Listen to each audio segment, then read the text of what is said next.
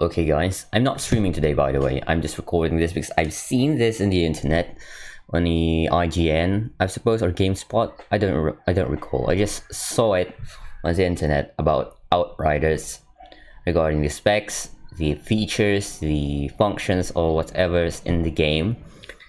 And I was really interested, because I'm interested in Outriders. I like RPG shooter games. Though the only thing that I hate about RPG shooter games is the looting mechanics, which is too much. It's too much grindy. There's no variety in the weapons.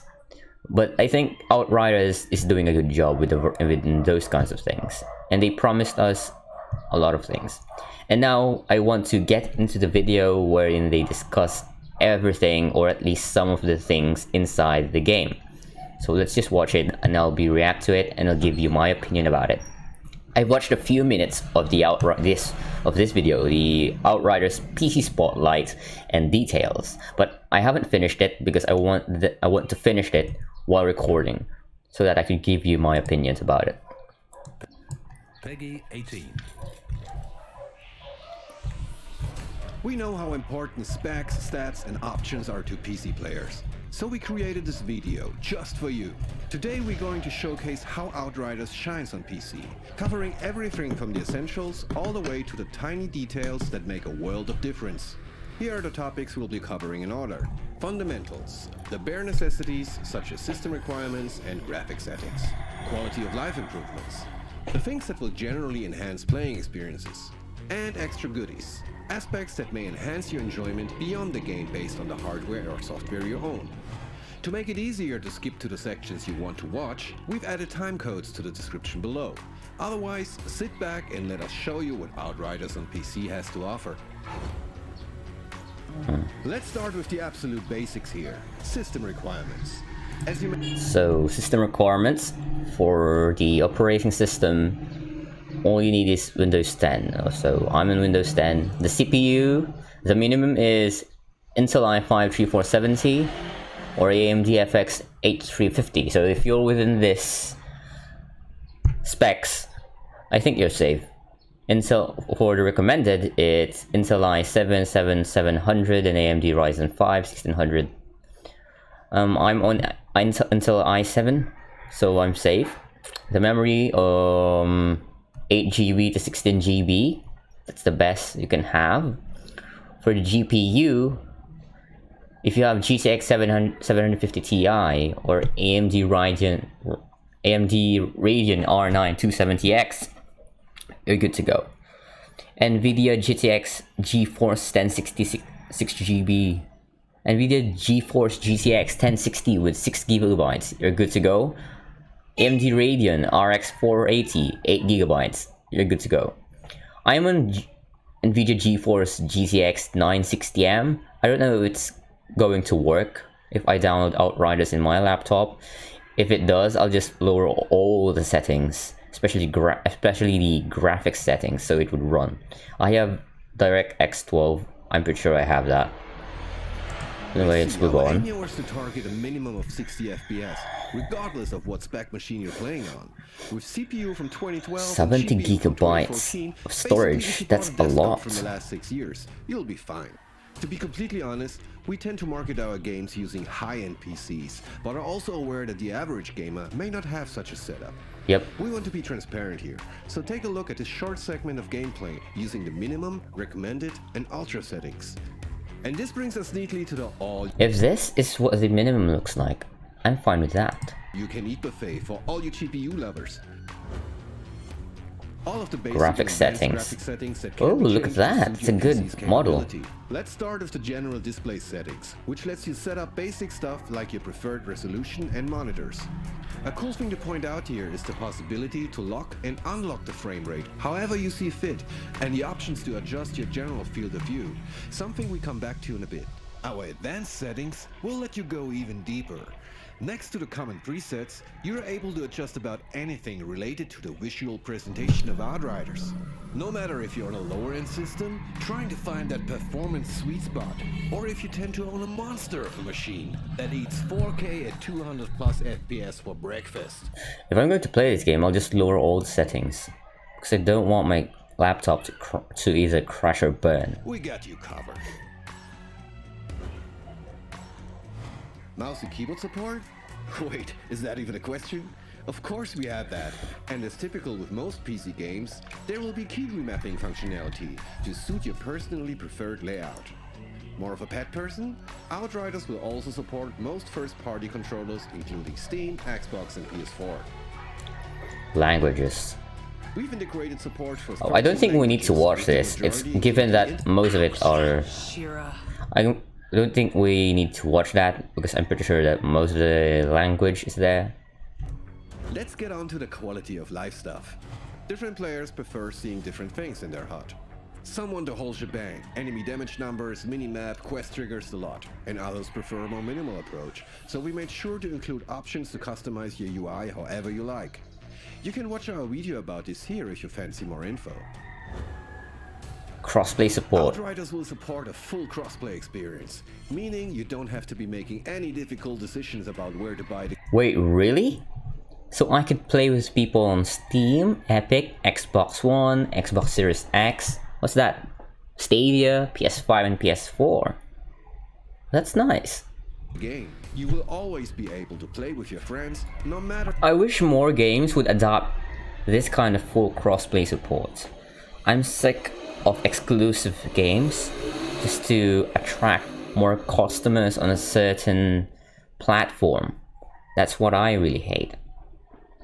Their platform. Hey, you're welcome.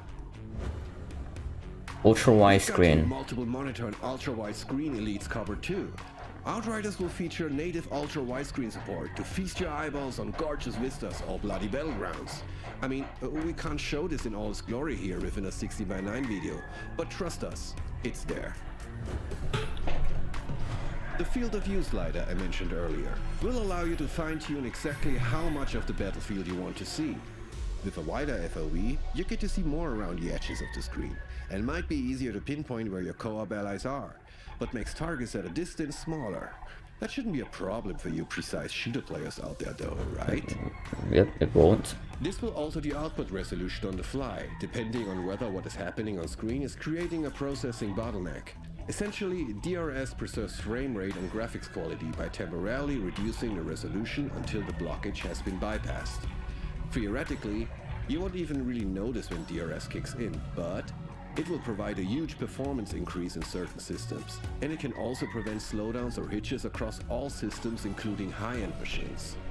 And on that note, here's another brand new feature we haven't talked about yet. The Nvidia Dlss. We are proud to announce the support of Nvidia Dlss, which uses AI-based super resolution to boost frame rates while generating beautiful, crisp game images.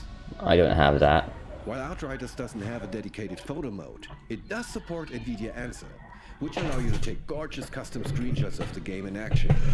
Here we are recording the process of activating Ansel during gameplay to capture a stunning screenshot. Not really interested with this. Razer Chroma. RGB lighting ecosystem paired with Outriders will provide a full-blown immersive experience that transcends the screen into your setup. Wait, what? That's cool. That's really cool, but unfortunately I don't have that kind of feature. Here's a quick exclusive first look at some of our Steam trading cards and backgrounds. And there we have it. That's everything that Outriders on PC will support for now. All wrapped up in a lovely little package. See you on Enoch. The video isn't that kind of very, surprising like most trailers or discussion out there, wherein they promise so much and then they just fail to deliver. I'm not saying that it's bad, I'm saying that it's not really that much of kind of entertaining, but it has substance, and I wish more gaming companies adapt this kind of discussion. They just give us what they're trying to give us, not promising so much big things and then they fail to deliver. However, let's go and actually try to dive in more about this game, since I haven't discussed this game even further. I've just seen one video talking about it, and they said this and that, all those, and I was hooked. And I'm really interested in buying this.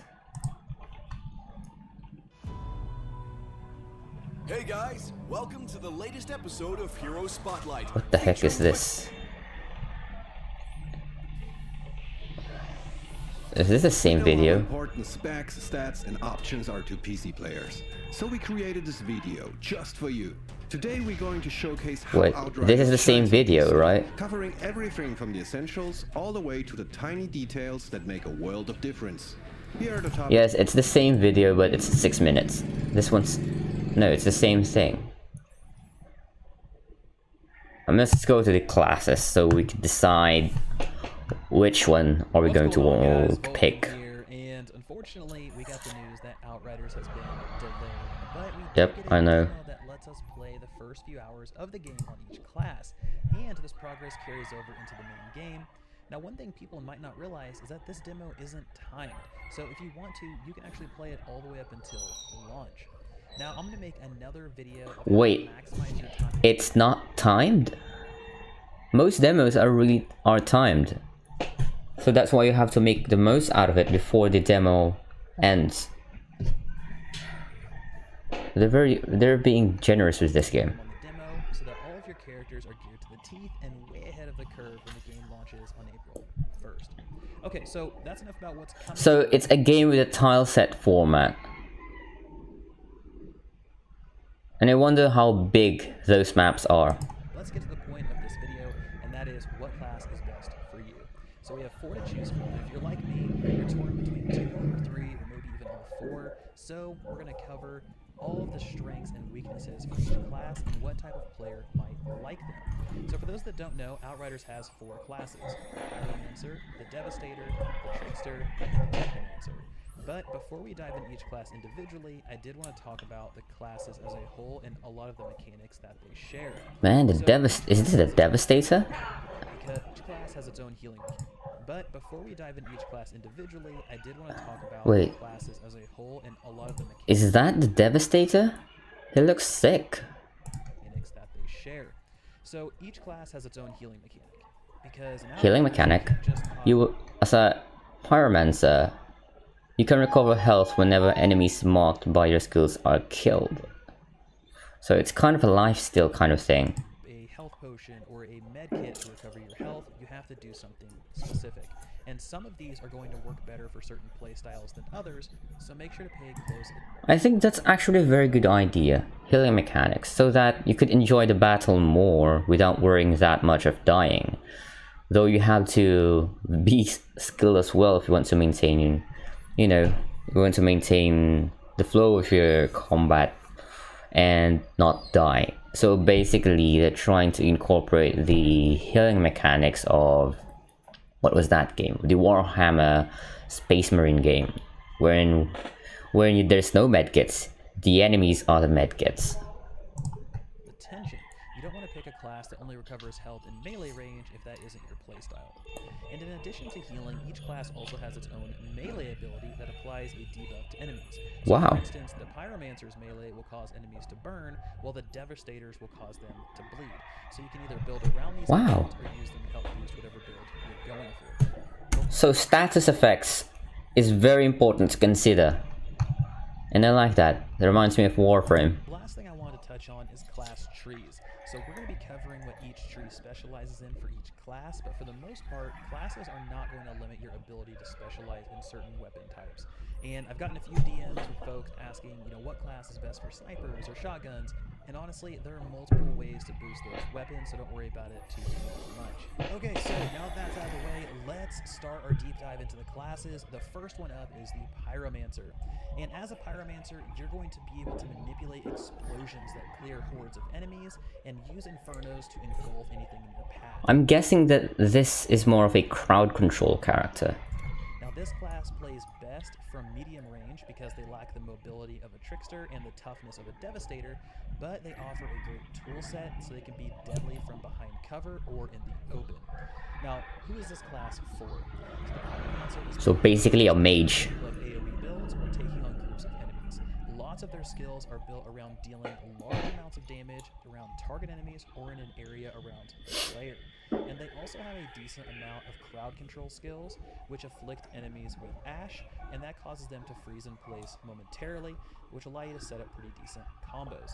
So one of my favorite things about the Pyromancer is their ability to push enemies out of cover with their thermal bomb skill, which ends up placing a bomb on an enemy, and if they die, they'll explode, dealing huge damage to everything around them, Really? also marking them for healing. That's cool.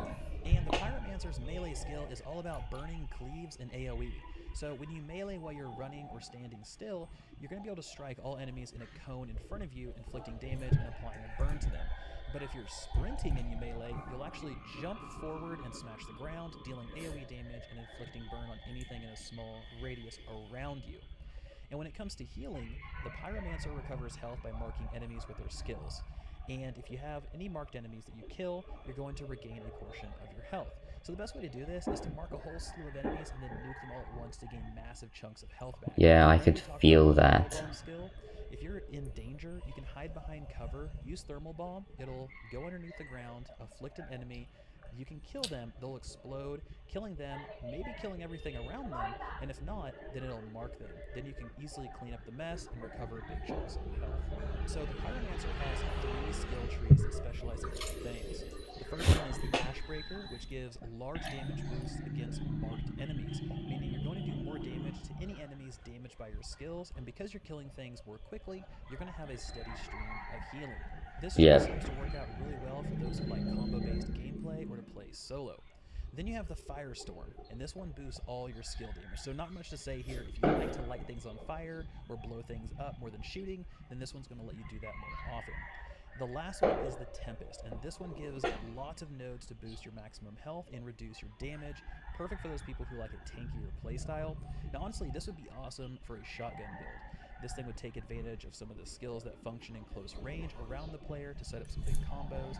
And this tree also has a major node called Phoenix Nestling, and it's a life save. So if you were to take fatal damage, instead you're going to heal up to 50%, and this is perfect for those people who really like the old school Sunsinger and Destiny, or like those life save mechanics to give you a second chance. So that wraps up for our first class. You can't really, you know, compare. All three skill trees are really different from each other.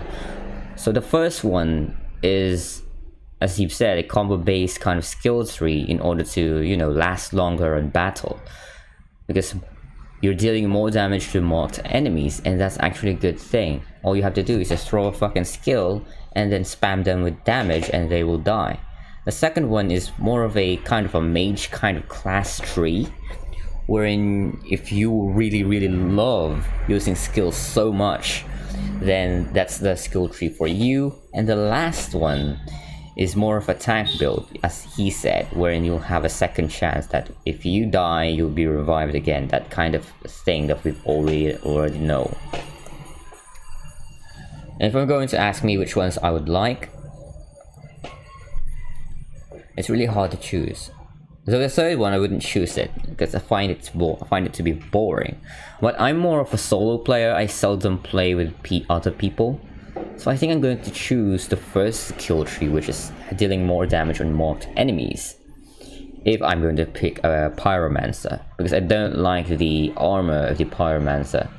Pyromancer, now let's talk about the jack of all trades, the Technomancer. So the Technomancer has the ability to create turrets and heavy weapons out of thin air. Really? Now this is my thing. You can freeze and poison enemies while healing and supporting your allies. And this class excels at long-range combat, but it is more squishy than other classes. And because of that, you're going to spend more time in cover. But luckily, the Technomancer's skills are built with that in mind, so you can cast them further behind cover, which is nice. This class is also the most versatile of all the classes and really offers something for every type of player. So really, who is this class for besides everyone?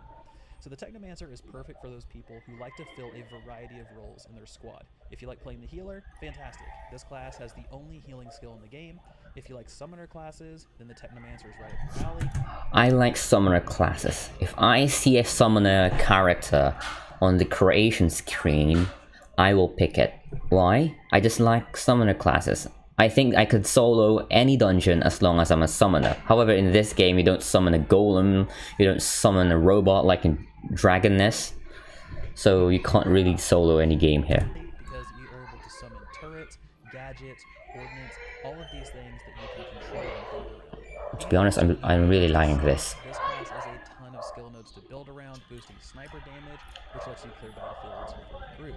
Now the Technomancer also has some really strong crowd control skills like Cold Snap, which freezes everything around you and in front of you, which allows you to set up some really cool combos. Now one of my favorite things about the Technomancer is a skill called Tools of Destruction, and this can either summon a heavy machine gun or a rocket launcher depending on whether you press or hold the skill. So the rocket launcher is great at clearing groups of enemies. You get 3 shots and you can really kind of wipe a lot of things out, and the machine gun is perfect for single target damage. When it comes to melee, the Technomancer's melee skill is great for crowd control because it freezes any enemy that it hits. And if you melee while you're running or standing still, then you're going to strike all enemies in a cone in front of you, freezing them in place. If you're sprinting in your melee, then you're going to jump forward, smash the ground, deal AoE damage, and freeze everything in a small radius around you. And the nice thing is, if you take a specific node in the Demolisher tree, you can inflict poison on everything you hit, making for a really nasty combo where enemies are frozen in place and taking ticking poison damage, which makes your job easier because they have less health. So when it comes to healing, the Technomancer has the most versatile one in my opinion. Whenever you deal damage, you're going to regain a small amount of damage back as health. Really? So if you use that Tools of Destruction skill that I just talked about, and you summon a machine gun and just lay into a boss with all 200 rounds in that, you can face tank just about anything. Unless you get hit with a lethal mechanic, you're going to basically be capped off the entire time. And when I got to play this class during my demo, I really liked pulling aggro from my team and just soaking damage. I kid you not. Once this game is out, the Technomancer is going to be the main fucking meta. I mean, dealing damage by... I mean, you can heal by dealing damage, so all I can do is to drop a fucking sentry gun or a turret and, you know, equip myself with a minigun. And then... Wait, does that work? If my turret is dealing damage to the boss, I would heal. Will that work? I would heal from a turret's damage? Because if that's the case, if I want to heal, I'll drop a turret and I'll equip a minigun. So basically, I have two entities doing damage for me, and that means double the heal. And that's going to be really, really broken if Outriders came out with this kind of Technomancer. And they'll need to nerf down Technomancer. That's what I'm seeing here. Damage while they bring the boss down. And it really felt good to be in the line of fire rather than hiding behind cover, which I had done for the first half of the demo. So it was just a big kind of playstyle shift that felt really good, and the Technomancer enabling that type of shift. So the Technomancer's skill trees, they're incredibly varied, and they offer some great flexibility for each type of player. So the first up is Pestilence. Now this tree is all about increasing damage with decay skills like a poison turret and your gun damage. So if you like assault rifles or snipers, then this is your tree. Next up is the Tech Shaman. Now this branch focuses on increasing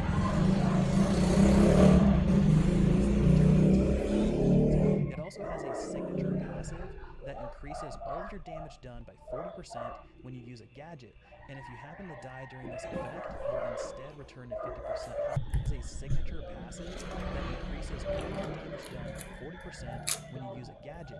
And if you happen to die during this effect, you're instead returned to 50% health and given a second chance. So if you're someone who really likes a summoner style play, the Tech Shaman is definitely for you. This is going to boost all of your turret damage, your gadget damage, and give you a nice safety cushion with that second chance.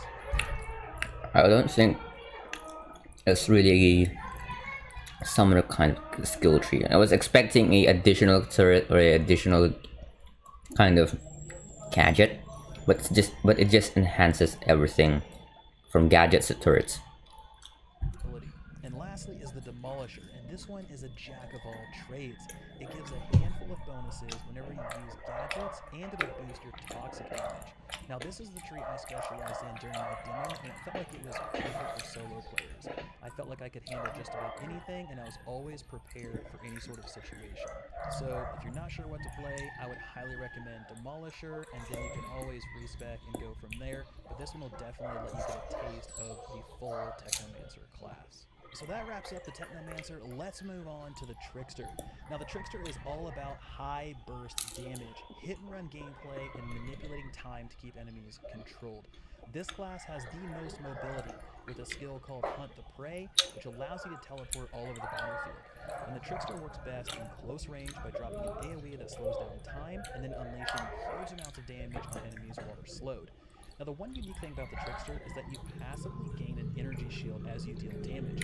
This gives you a buffer in front of your health and increases your survivability, and no other class generates this without its abilities. So who is this class for?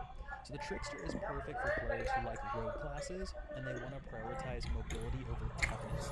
This class does come with a handful of interrupts and skills to slow enemies and high damage abilities. So honestly, it's perfect for solo players who have to go one-on-one with tough enemies every now and then because you can completely lock them out of their skills. And out of all of the classes, the Trickster has the highest amount of burst damage, and it's great for keeping enemies locked down. Now the Trickster's melee skill is all about slowing enemies and keeping them controlled. And when you melee while running or standing still, you're going to strike all enemies in a cone in front of you, inflicting damage and applying a slow effect to them. If you're sprinting and you melee, you'll leap forward and smash the ground, dealing AoE damage and slowing any enemies in a small radius around you. Now when it comes to healing, the Trickster has a more unique effect than the other classes. Any enemy that dies near you will recover your health. However, also extend and increase the duration of your shield, giving you even more survival. Wait, that's just fucking broken. All you have to do is to stand beside a dying enemy, and you'll heal. Does it need to be marked by your damage or something? Like, how is the healing? How does that work? So does it work wherein all I have to do is stand beside an enemy, and if my ally killed that enemy beside me, would I heal from that? Is that how it works? I mean, regardless if I kill that enemy or my ally killed that enemy, as long as it dies beside me, I would heal from it. Is that how it works? I mean, because if it is, man, this character is best in co-op gameplays. All you have to do is just stay beside enemies and wreak havoc. Effect than the other classes. Any enemy that dies near you will recover your health. However, you'll also extend and increase the duration of your shield, giving you even more survivability. This looks broken. A way to recover health is to teleport in, use a skill like Temporal Slice, which slices all enemies in front of you and paralyzes them. That allows you to run and gain large chunks of health back. Now the Trickster skill trees are built around enhancing specific aspects of the class, and not necessarily about changing the way you play too much. So first up we have the Master of Space. This increases shotgun and SMG damage when you use movement skills and increases your damage while moving. Beyond that is the Harbinger. This is the tank path for the Trickster, and this branch is all about increasing damage mitigation and increasing your shield. So if you're someone who likes mitigation or dodge tanks, this path might be one to check out because there's a lot of cool stuff packed in. And lastly is the Assassin, and this branch focuses on skill damage and leeching health from skills. It's built around reducing the cooldown of teleports, so you can kind of zip all over the area, cleaving enemies, and just destroying anything that runs in your path. So that wraps up the Trickster. Let's move on to our final class, the Devastator. This sounds like...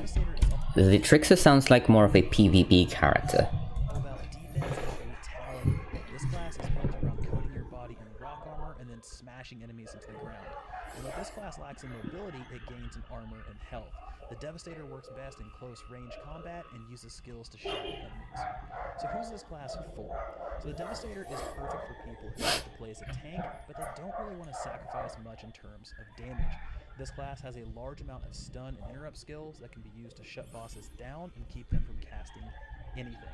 So in short, the Devastator can be incredibly impactful in a group to control the flow of battle and maximize those damage windows for your Tricksters and your Pyromancers.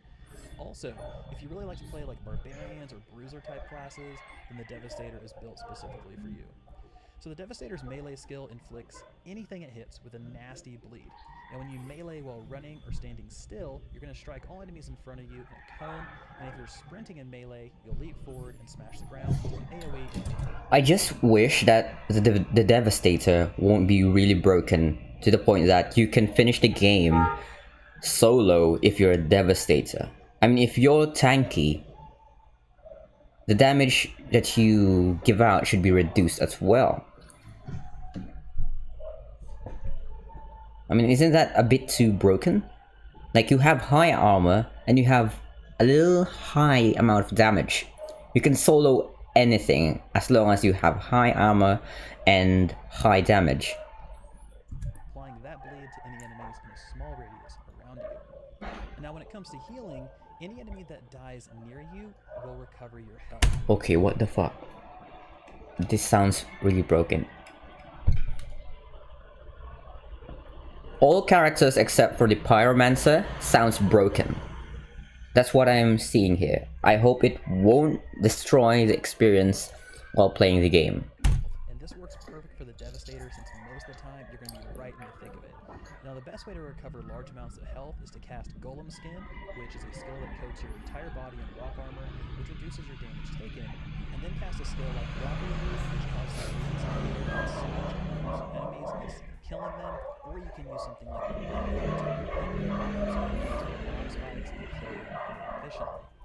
Now the Devastator skill trees vary greatly between defense and offense. So first up is the Vanquisher, and this branch is all about close range combat and increasing the amount of damage you can do with shotguns and assault rifles. Next up is the Warden. Now going down the Warden path is going to make you into the ultimate tank. So if you're a tank person, the Warden is one you're going to want to check out. You're going to have access to lots of different armor nodes to soak damage and reduce the cooldown for defense skills, and it gives some pretty cool passives like being able to strip armor rating off of defeated enemies and add it onto you. So basically armor stealing. So basically it's Inaros from Warframe. Seismic Shifter. Now this one is all about increasing your damage over time, which tends to focus a lot on bleeds and skills like Impale, which deal damage the longer the enemy is on the spike. So if you're someone who really likes an Affliction Warlock, or basically stacking up tons of debuffs on enemies and increasing all of your debuff and dot damage, the Seismic Shifter is definitely one for you. And that wraps up the Devastator. So now that we've been through a deep dive for each class and really explored what each one brings to the table, what are you guys going to do? What are you guys going to make us all? I mentioned that. What's the feedback about this?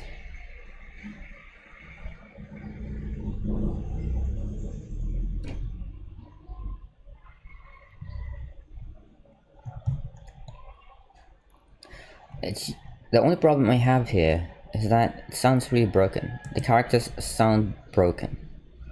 And I hope it won't be a boring game because you have a very overpowered character.